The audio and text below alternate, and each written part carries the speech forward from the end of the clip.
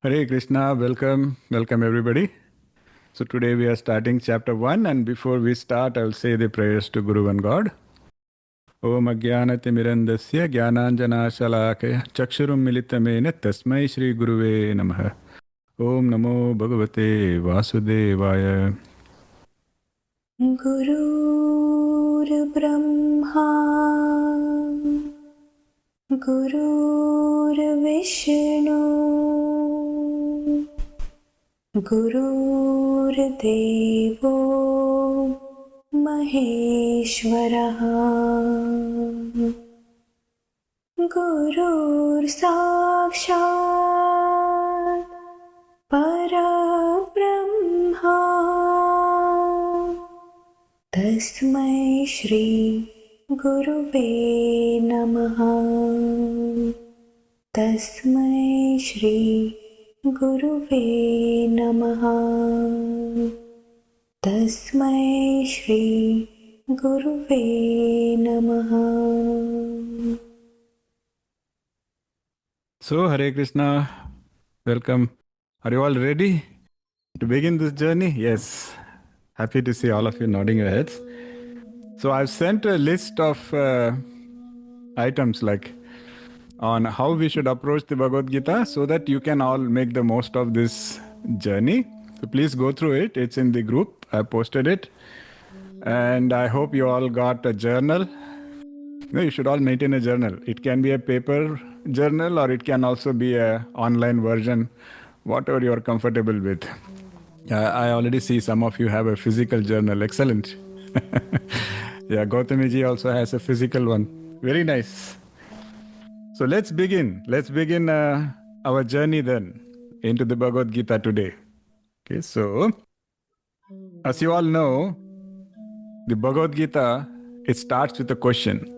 So I'm going to start our journey also with a question that hopefully resonates with all of you.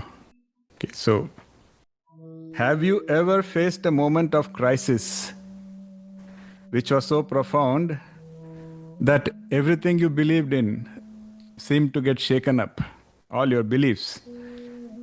Have you ever faced a moment where the path seemed unclear? Have you felt overwhelmed? Have you felt confused? Have you ever felt like maybe that's it? My life is done. Maybe there is no hope. Has any of you felt any of this? You can raise your hands if you have. Wow. See, I see so many people. That's the beauty.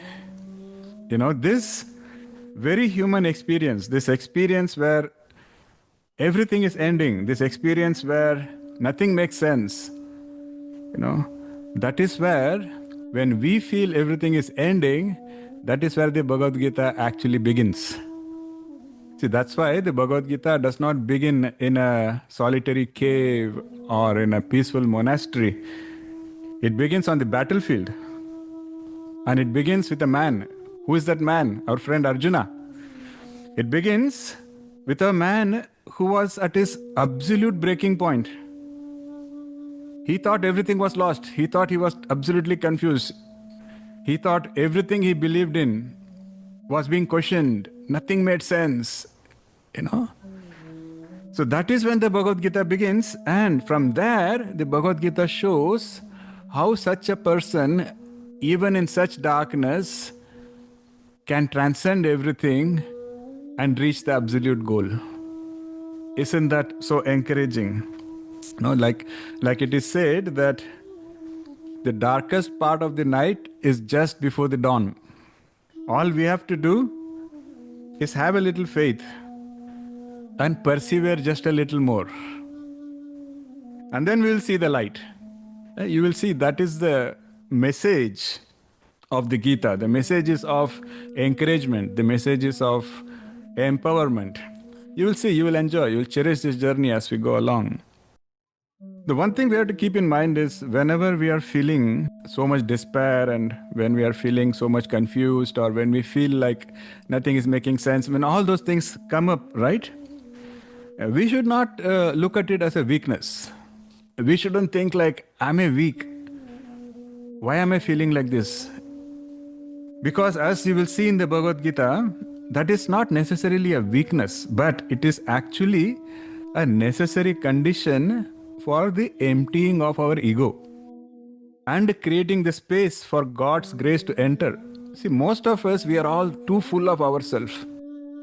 It's always me, my this, my that, my opinion, my likes, my dislikes.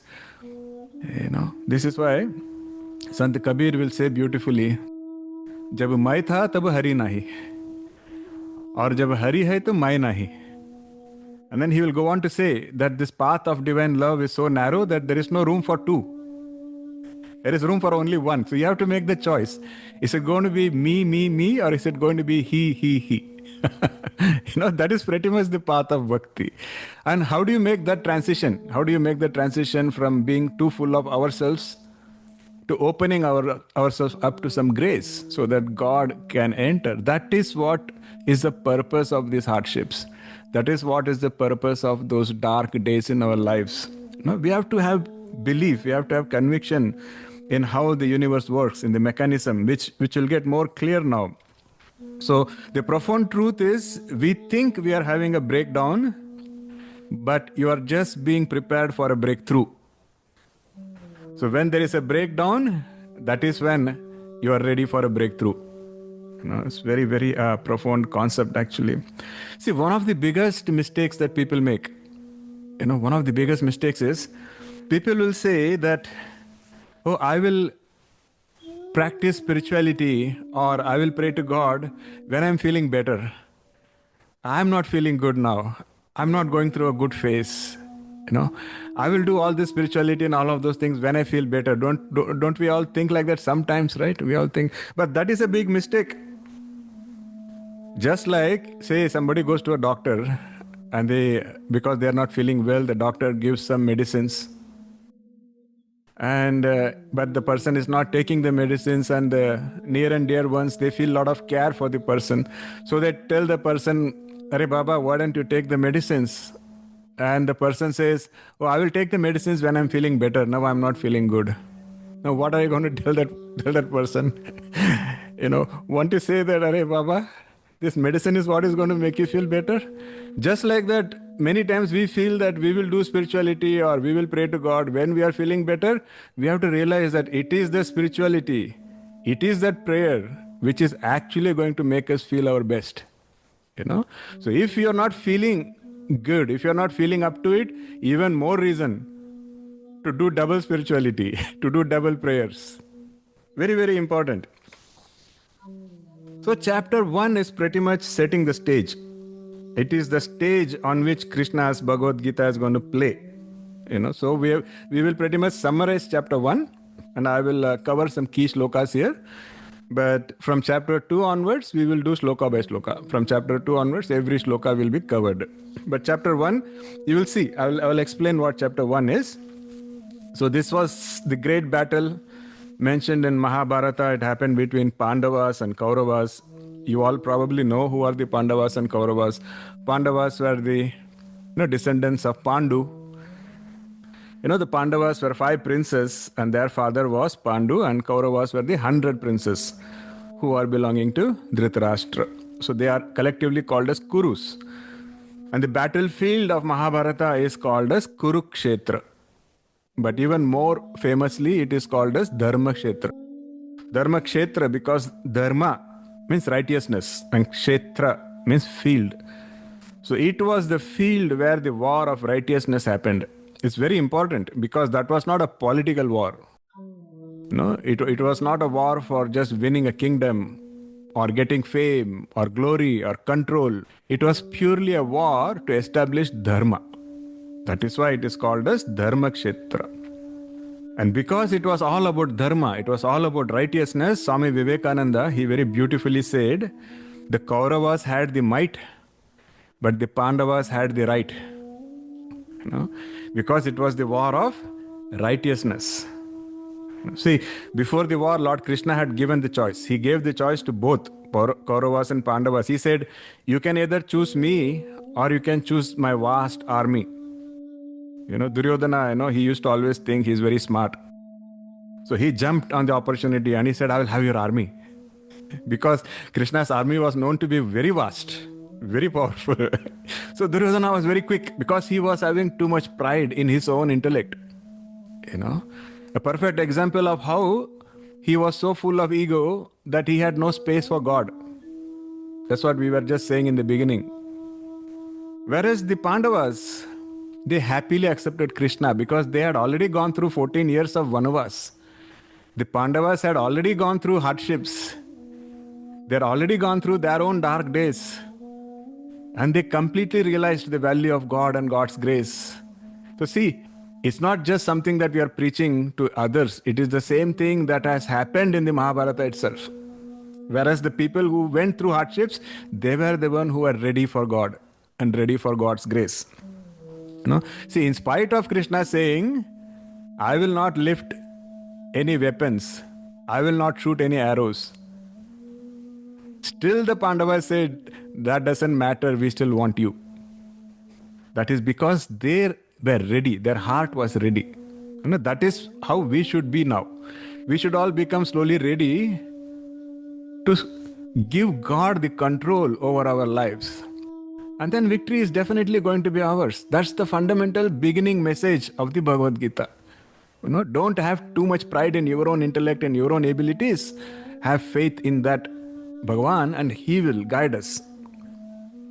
So, now I'm going to ask you a quick question before we go any further. If you want, you can use the chat to type your answers. So, who do you think was responsible for the war of Kurukshetra? Who do you think was primarily responsible?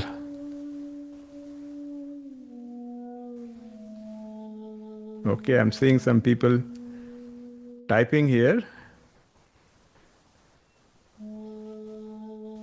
Okay, some people are saying ego. Hekansh is saying Shakuni Mama. Okay. Okay. Manojji, you have said Dhritarashtra. Can you share why, please? Because he did not pay attention. He was blind. He was relying on information that was being given to him. He was not using his own judgment or intellect. Excellent. He was blinded by his love for his sons, and he was just doing whatever he could to please, just to promote his own sons. Excellent. I think you are right on point. Thank you so much. They are very right. This is what Krishna had warned Dhritarashtra. He warned him many times. He said the world will not blame Duryodhana for the war. The world will not blame Shakuni for the war. The world will blame you. Because you are the king. You are the Samrat. And what was the problem of Dhritarashtra? As Manojji and they rightfully said, he was not just physically blind. He was symbolically blind. Because he was blinded by his attachment. And this is a message for all of us. Some of us have kids. And even when our kids misbehave, we just feel proud that, oh, my kid, if the neighbor's kid does the same thing, we will get very upset. But if our kid does the same thing, we are just going to laugh it off because it's our kid, But what are we doing unknowingly? Unknowingly, we are giving raise to Duryodhanas. So it's a very powerful message that message one, we shouldn't get blinded by attachment. So throughout the Bhagavad Gita, if you understand this, then you will understand why throughout the Bhagavad Gita, Krishna will talk about detachment and why detachment is important. It doesn't mean you shouldn't love your kids or you shouldn't love people. It just means don't get blinded by attachment that you lose track of what is right and what is not right. So as you all know, Sanjaya was a disciple of Vedavyas, and Vedavyas is the author of Mahabharata.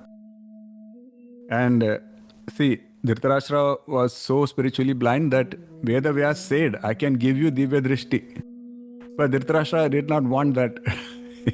He said, what am I going to do by having Drishti? In the end, it was Sanjaya who got the Divya Drishti. So Sanjaya can now see and hear everything that's happening in the battlefield, and he is doing a running commentary to Dhritarashtra.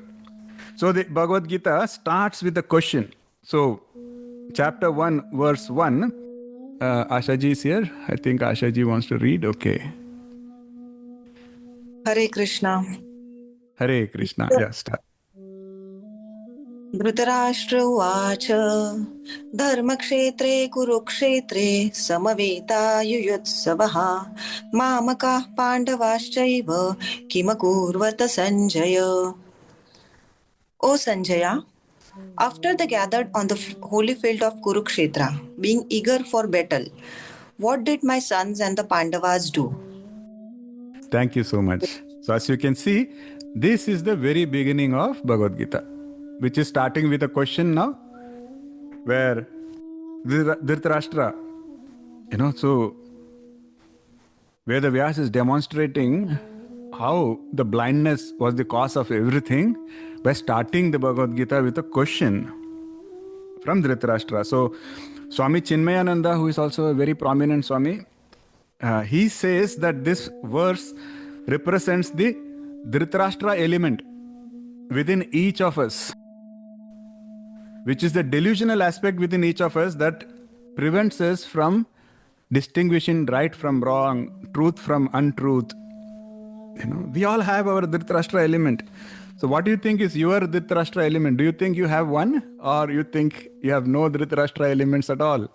If you peek inside, right, you will figure out that we all have at least one, if not more, Dhritarashtra elements. What are those elements? Ego, pride, arrogance, attachment. See, so Krishna will go on to list a lot of those. But why we call them Dhritarashtra elements? Because they make us like Dhritarashtra. What was Dhritarashtra's main problem? He was not inherently an evil person, but he was blinded. He was blinded because of these elements. Krishna will go on to talk about gunas and all of that, but right now from chapter 1 itself, we have to start introspecting. So you all have a journal. I think one of the most powerful exercises you can do after the session is introspect and try to note down. You don't have to show anybody, but try to note down what kind of Dhritarashtra elements you think are there within you. Acceptance is the first step towards winning any battle. You have to first accept the problem, then the solution will come. Okay? So if you accept and if you internalize what kind of Dhritarashtra elements we have within us, then by the time you finish the Bhagavad Gita, Krishna's guarantee is there that he will make sure that they are all taken care of. But do you first accept and acknowledge? If you don't acknowledge, there is nothing to take care of, right? That is how this works. Okay, so verse 1.2 to 1.20, it's all about introduction. They are going to introduce all the great warriors from the both side, like Pandavas and Kauravas, and then they talk about who are all assembled, how are they all blowing their conches and showing off, and so it is all about that. And then verses 21 to 24, they describe the scene where Arjuna is requesting Krishna. Arjuna tells Krishna, can you please take the chariot to the middle of the battleground? Starting with Arjuna saying in verse number 21. Yes.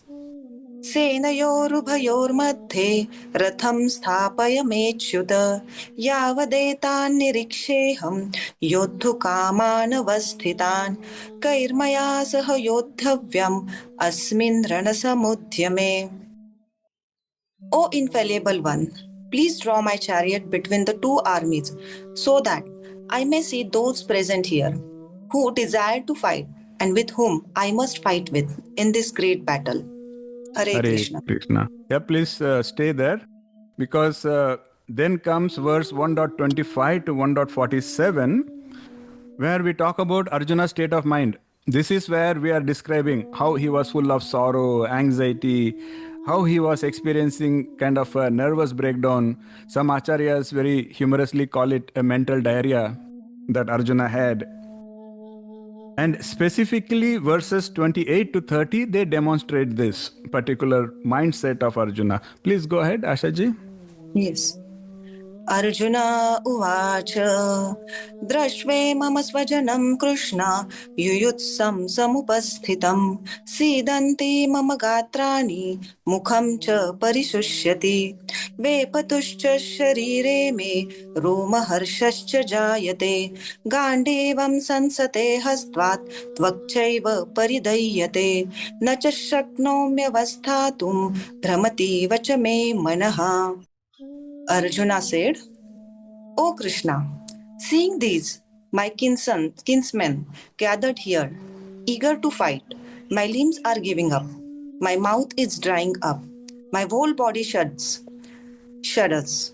my hair is standing on end, my bow, the Gandiva, is slipping from my hand, and my skin is burning all over. My mind is very troubled and whirling in confusion. I am unable to hold myself steady any longer. Hare Krishna. Thank you. Thank you for helping us with such a beautiful rendition. So many acharyas, they have described this as the beginning of Arjuna's breakdown. Whereas you can see, even in Arjuna's case, it is attachment. The attachment is beginning to cloud his judgment, cloud his discrimination. It is beginning to cloud his dharmic understanding. Arjuna is a great warrior. He's such a great warrior that there have been times when he can single-handedly take care of an entire army. Such a great warrior is now going through a mental diarrhea, an emotional breakdown, and he is being incapacitated by this attachment. So it is a great example of how emotional disturbance will manifest physically as well. That is what they are showing here.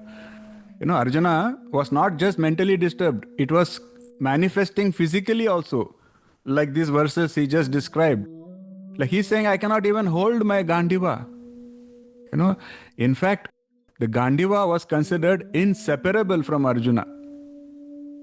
But he's saying he cannot even hold that Gandiva. See? So we have to be very, very, careful and aware of all the side effects of, these Dhritarashtra elements within us, which will cause mental disturbance, and the mental disturbance will manifest in physical, issues and so on and so forth. So this state of mind of Arjuna is what is called as Vishada. Vishada means sorrow and despair. Now it's a very, very powerful starting point because, first of all, that is why first chapter is called as Arjuna Vishada Yoga. Because it is talking about Arjuna's Vishada, and this is Vishada, his state of mind of despair and emotional breakdown and all of that. Now again, what we have to understand is this is a starting point, because this is when Arjuna is getting ready to receive the ultimate wisdom from Sri Krishna. See, each of us, if we are honest with ourselves, if we introspect, then we will all agree that we usually seek spiritual knowledge, spiritual guidance only when things are not going well. Only when there is a problem, only when there are issues, that is when we usually turn towards. So it is by design. It is by design, and we can use it to our advantage. So that is what I said in the beginning. When things are not going well, when you think you are facing dark nights, don't feel discouraged. Take it positively and say that means God thinks I am now ready for spiritual knowledge. Just like Arjuna. When Arjuna was very confident, when Arjuna was winning battles, when Arjuna was getting glories, at that time Krishna did not reveal the Bhagavad Gita to Arjuna, right? When did that happen? That happened when Arjuna was at his worst, when he was broken, when he thought everything was dark. That is when Arjuna became ready, and that is when Krishna was ready. See, that is the beauty that we should all keep in mind. So there is a term called dark night of the soul. Now, of course, this originated from a poem written by a Spanish mystic and poet. His name was Saint John of the Cross. But the poem basically describes a difficult spiritual period that one goes through on the journey towards union with God. where the soul will experience a sense of emptiness, isolation, spiritual desolation, so on and so forth. It's kind of a crisis, you know. Almost everybody goes through this at different phases in their lives. Now, what we have to understand, what we have to take away from this is this: instead of blaming God or instead of blaming our fate, instead of complaining, why are bad things happening to me? We have to accept and acknowledge that that is a necessary and transformative process. Because that is what helps us with spiritual development. That is what helps us with evolution. Because that is when our attachment to the material world gets weakened. See, what happens, we are all many times busy. I have like 100 friends, I have 7 different circles, I have office friends, home friends, party friends, picnic friends, hiking friends, I have this, I have that, I am this, I am that. No time for even introspection, right? But when we are going through troubles, when we are not feeling ourselves, when we are going through a crisis, 99% of those friends will automatically disappear. You know, but instead of complaining and saying, why did this happen to me? Why did my friends disappear? You should take it as a blessing, because now you are getting more time for yourself, more time for introspection, more time for your spiritual evolution. And that was the purpose to start with. You know, that is what Krishna will beautifully explain throughout. You know, even in the Srimad Bhagavatam, this may not make sense now, but the context is right for me to give you a glimpse of that, and later on it will make more sense. Srimad Bhagavatam, which is another very, profound, prominent scripture, it is also called as Bhagavad Purana. There, Krishna says that when I am ready to shower my grace on someone, do you know what he says? What is the first thing he does? Do you know? He says, first I will take away the person's wealth. You know? He says, because once I take away the person's wealth, that person's relatives and friends will automatically disappear.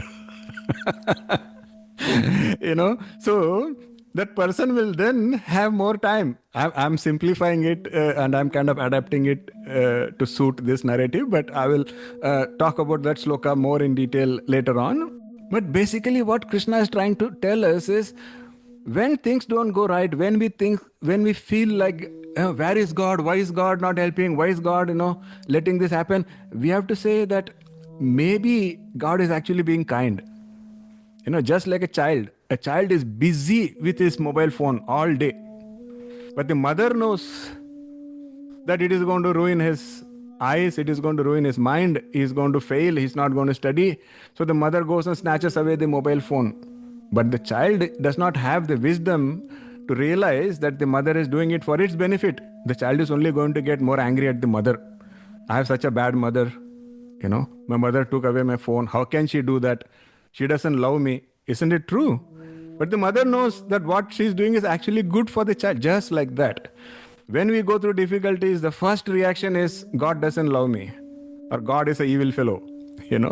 But we need to have the wisdom to realize that what God is doing is actually good for us.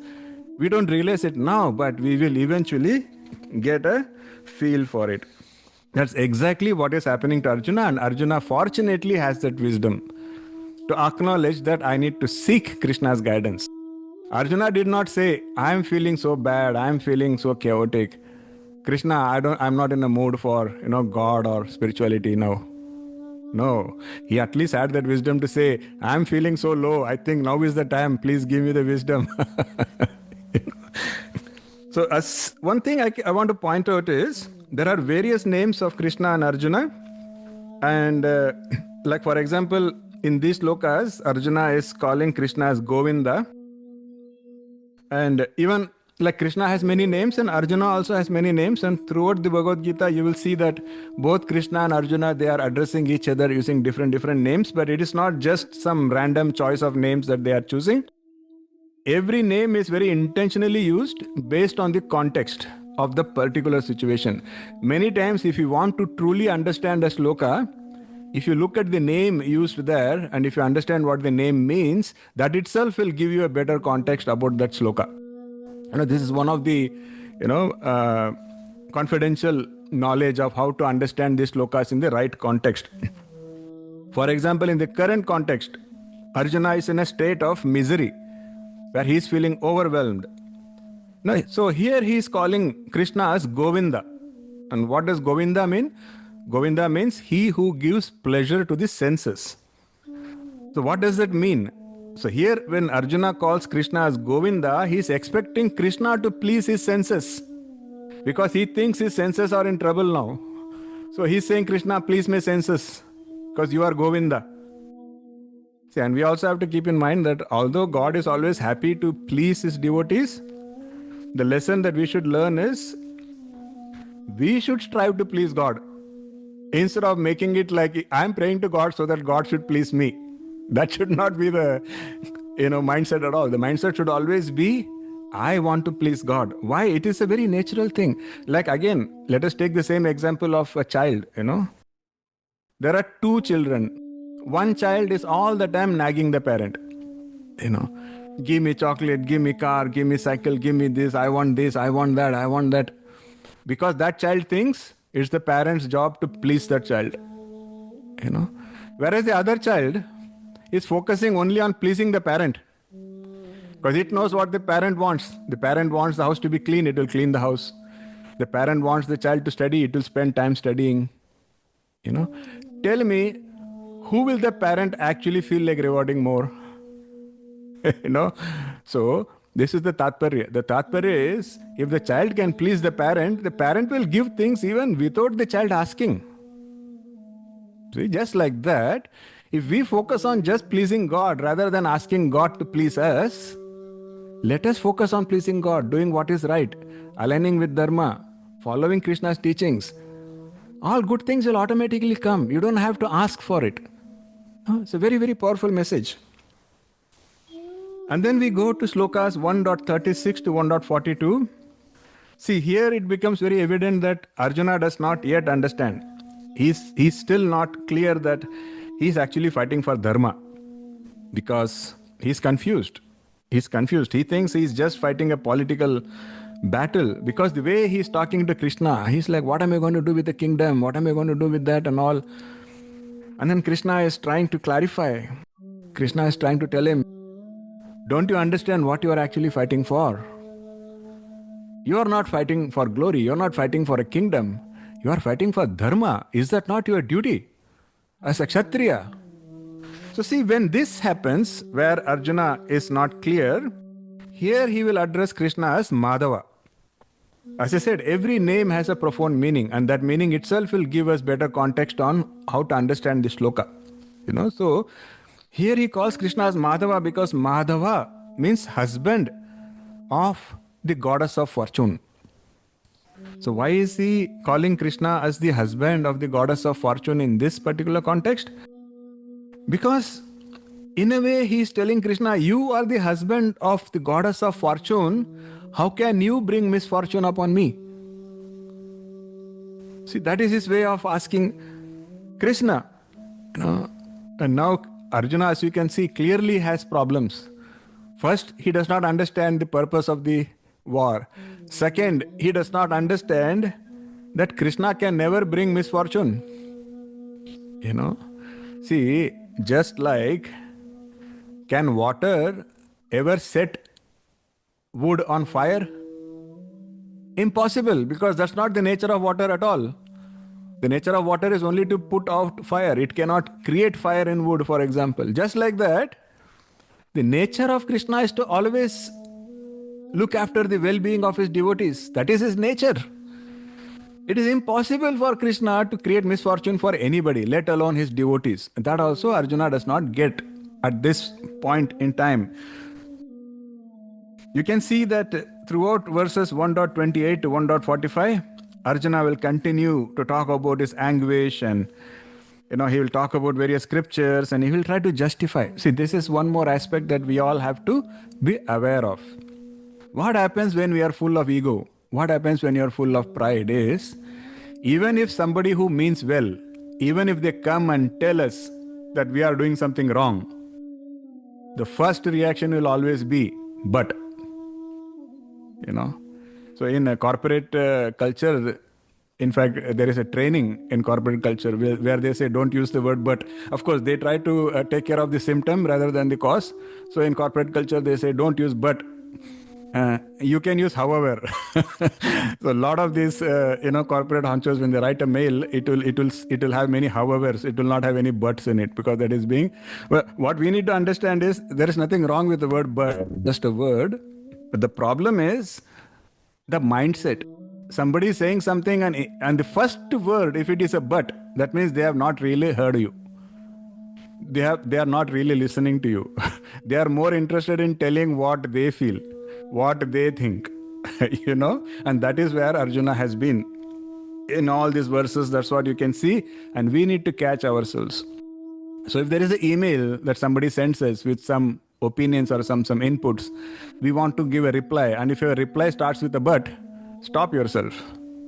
Be mindful, be aware that it is my Dhritarashtra element now being active. Okay, let me hear out. Very, very important.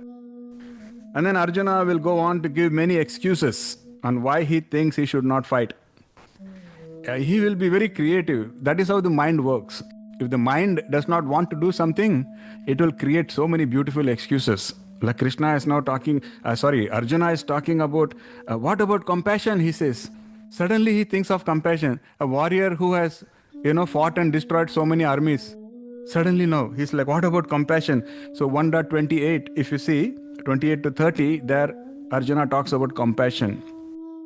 And then in verses 1.31 to 35, he will talk about what is the point of victory. So like very intellectual analysis now, And then in 1.36 to 38, he will talk about sins. Suddenly he's thinking about what is a sin. And finally in 1.44 and 1.45, Arjuna will admit, he will say that I lack clarity and I am not able to make a decision, O Krishna. So the ultimate climax, it will come in the last two verses of this chapter. Those verses are 1.46 and 1.47.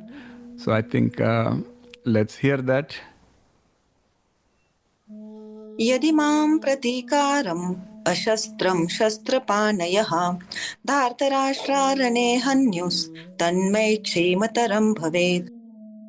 It would be better if, with weapons in hand, the sons of Dhritarashtra kill me unarmed and unresisting on the battlefield. Sanjaya uvacha evamuktvarjuna sankhe rathopasya upavishata visrujya shasharam chapam shoka savigna manasaha. Sanjaya said, speaking thus, Arjuna cast aside his bow and arrows and sank into the seat of his chariot. His mind is distressed and overwhelmed with the grief. Hare Krishna. Hare Krishna, thank you so much. You see what is going on? Arjuna, the most feared warrior of his times, powerful warrior. Even Krishna himself calls him like words like Mahabaho, where even Krishna acknowledges he's so strong. Such a great warrior is pretty much becoming suicidal. What a shame. That is what 1.46 says. 1.46, Arjuna is saying, I would rather be killed unarmed. In other words, I'm not going to even lift a weapon. I will just, You see how dangerous the Dhritarashtra elements are. That is why I request you, please take time later on, note down your own Dhritarashtra elements, and make sure that throughout this journey of Bhagavad Gita, make sure that it is getting addressed slowly, gradually. And by the time you are in chapter 10, at least half of it should have reduced. And by the time you finish chapter 18, by Krishna's grace, maybe all of them get addressed. That is what evolution means. That is what transformation means. The transformation will automatically come, because inherently we are a divine spark of that same absolute truth. These Dhritarashtra elements are what are preventing us from realizing that. So once we take care of those elements, the inner divinity will automatically shine. And when that shines, transformation automatically happens. So that's the whole message here. Okay. So with this understanding, let us embark on our journey. My blessings and best wishes. Hare Krishna. With that, we can conclude today's chapter, and I can open the floor for any questions or comments. So give me a second. There you go. If anybody has any comments, questions, please raise your hands and we can take it. Soumya-ji, you had a question? Hare Krishna, Guruji. Hare Krishna. Is there a tool or like a suggested process to identify the Dhritarashtra elements in us? Like, is there anything that you would like to recommend? That's an excellent question. The way Krishna helps us is he gives us a list. He will give us a list of all virtues, and he will also talk about all the negative qualities. And then we will have to just look at each quality and ask, do we have it? Yeah. But otherwise, I will just use introspection. Like, this is what I have advised all my other students, and I have done it myself, is at least for the next couple of weeks, at the end of the day, before going to bed, do two things. One thing is reflect on how the day has been. Reflect on what kind of situations you faced and how you reacted. And ask yourself, was that the best reaction? When you are away from the situation, usually you will have better clarity. Okay, so then before going to bed, when you ask yourself, did I have the right reaction? And if the answer is no, then dig a little deeper. Why? You have all the answers. We have all the answers within us. The only problem is that ignorance and that ego, that prevents us from seeing that answer. So at night, if we can keep it away, because there is no threat, there is nobody around us, we are with ourselves, so we can be open, right? So if you do that for at least a couple of weeks, and then when you go back and look at your journal, you will see some patterns which are clearly emerging. If I want to give you an example, for example, at least especially in the corporate world, I have done it myself, so I can open up my own weakness, which I used to have previously, is usually I used to respond very, very forcefully. If somebody even comes across a little critically, I'll be very forceful and I will start throwing evidence and I'll start throwing data points and, very forceful response. And then I started asking myself, was that the best response? No, because I was too forceful and maybe I just made the other person feel miserable. And then I asked myself, why? Eventually, I figured out that it was based on my own insecurity. I was afraid.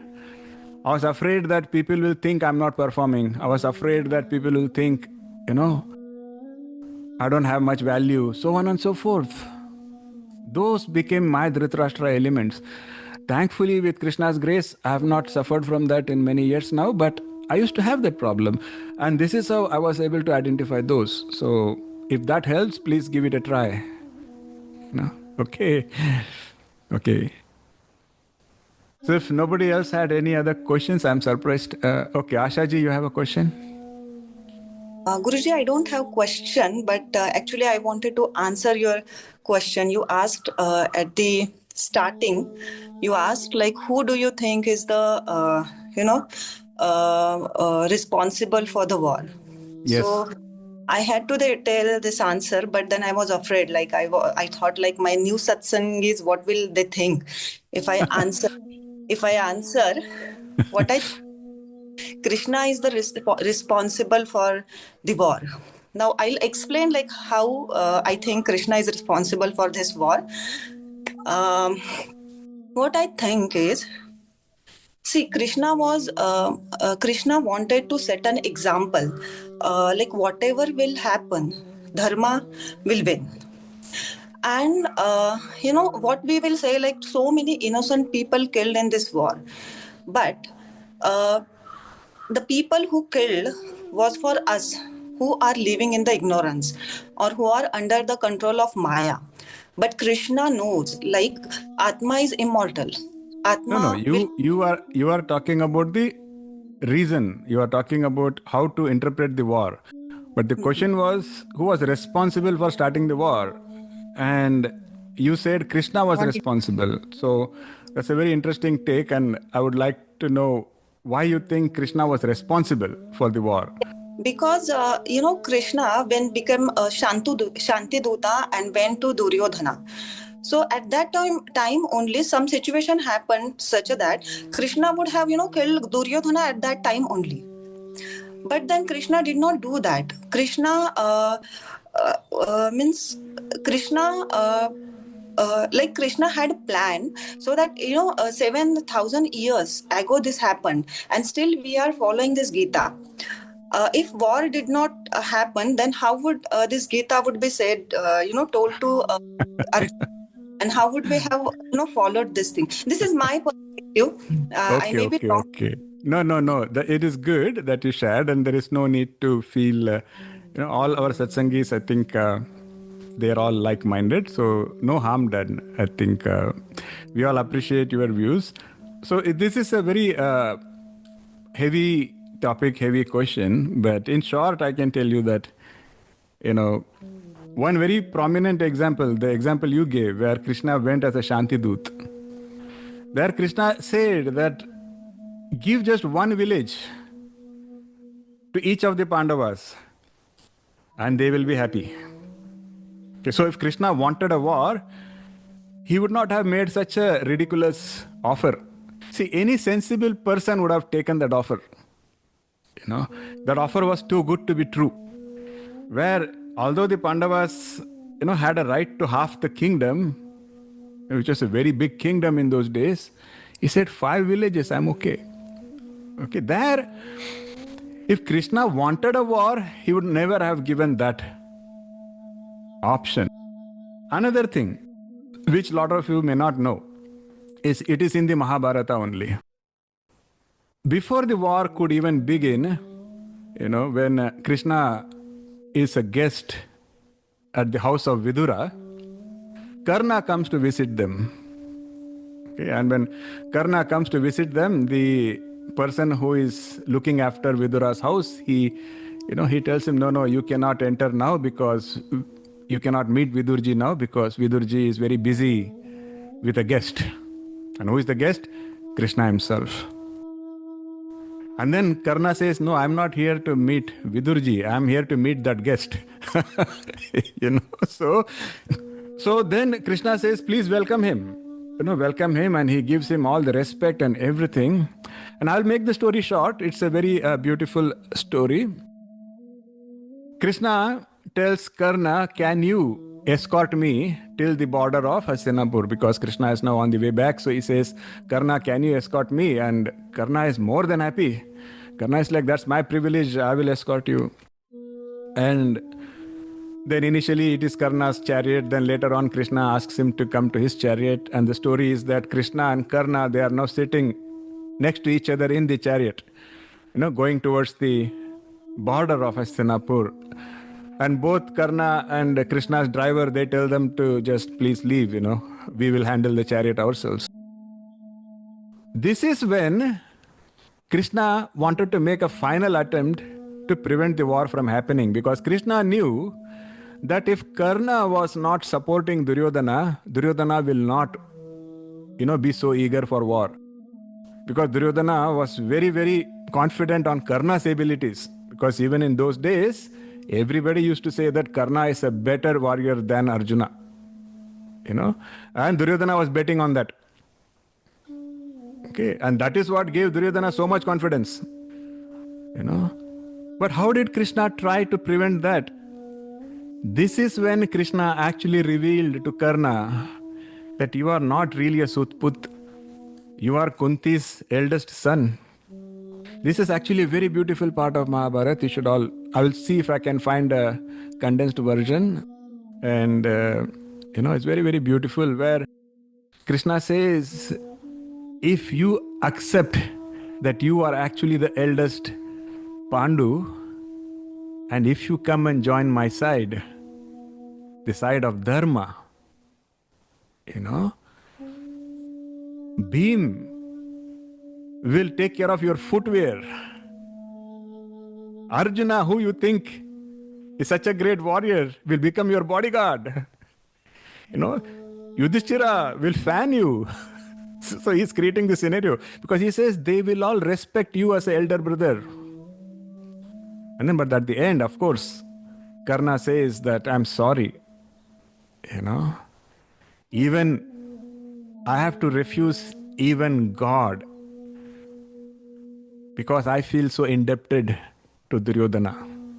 Because Duryodhana took care of me when nobody was there and blah, blah, blah, blah, blah, blah. So this was a final attempt by Krishna to try and stop the war. So, was Krishna responsible? No. But could Krishna have prevented? Yes. Why did he not prevent is a separate question. Okay.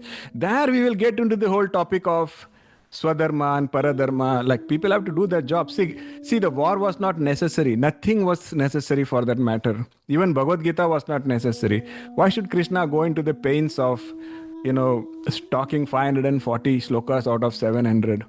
He could have just said, here are the 5 things that you should all do. I am saying just go and do. End of story, right? And what about the war? Krishna could have just flipped his fingers or released his Sudarshana Chakra. The war would have been done. So Krishna, later on in the Bhagavad Gita, we will learn. So you are partly correct, Ashaji. Where there is a purpose and everybody has their own duty to perform, Krishna will come and give us recommendations, but he will not do things for us. He wants us to do what is right. Because that is how we evolve. It is called Dharmashetra. Dharmashetra means what? Dharma means what? Doing what is right. So who has to do what is right? We have to do what is right. So Krishna will tell us what is right. And then he will let us do what is right. Just like that, it was Dhritarashtra who could have stopped the war.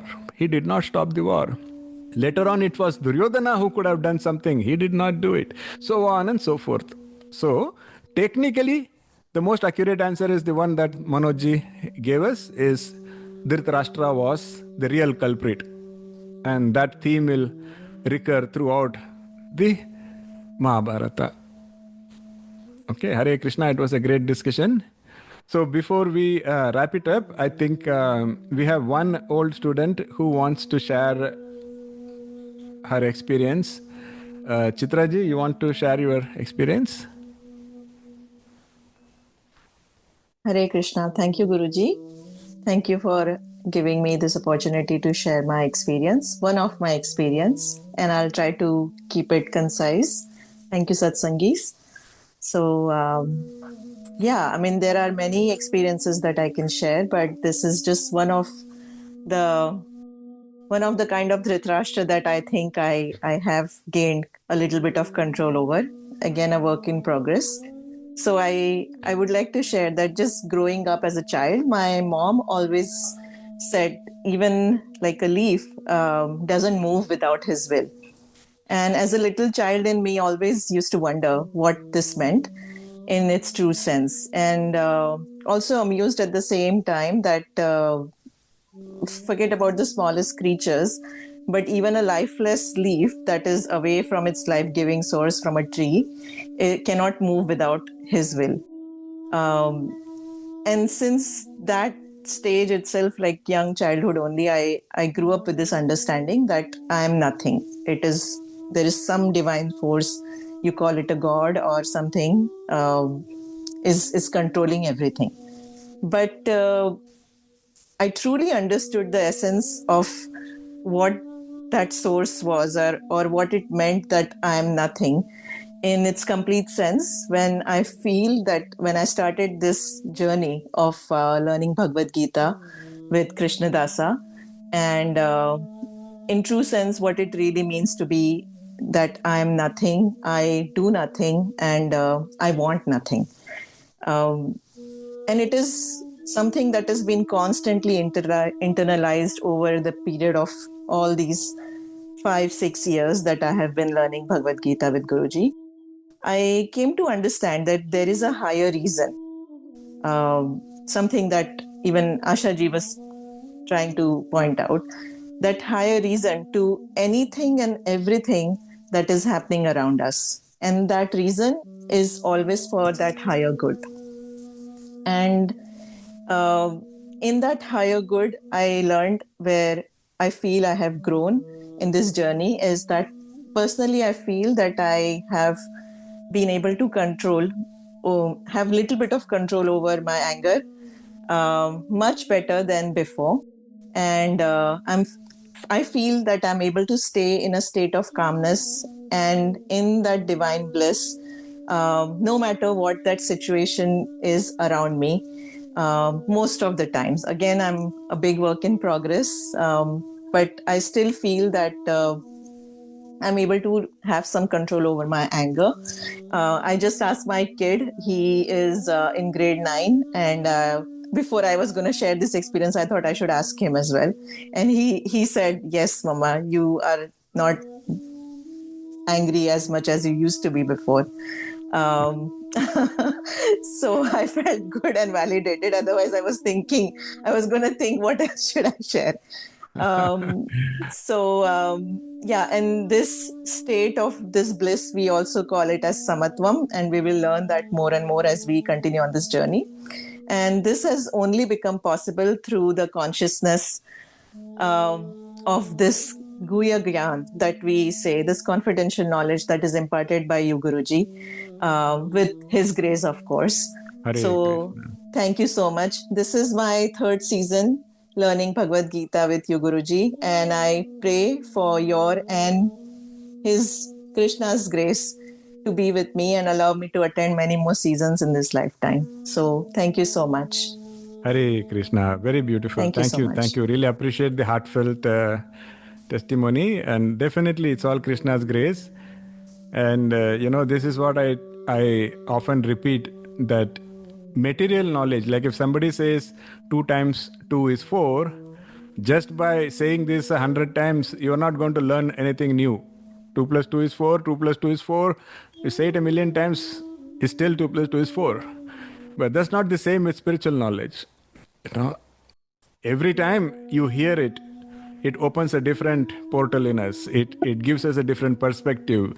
It becomes more internalized, it becomes more powerful. So Bhagavad Gita, I think as long as we are alive, we should keep visiting and keep studying and keep internalizing.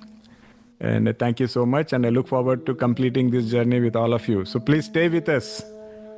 Hare Krishna. And see you all in the next session. Thank you, Guruji. Hare Krishna. Hare Krishna. Hare Krishna. Hare Krishna. Hare Hare Krishna. Krishna. Hare Krishna. Hare Krishna. Hare Krishna to all. Thank you. Hare Krishna. Hare Krishna.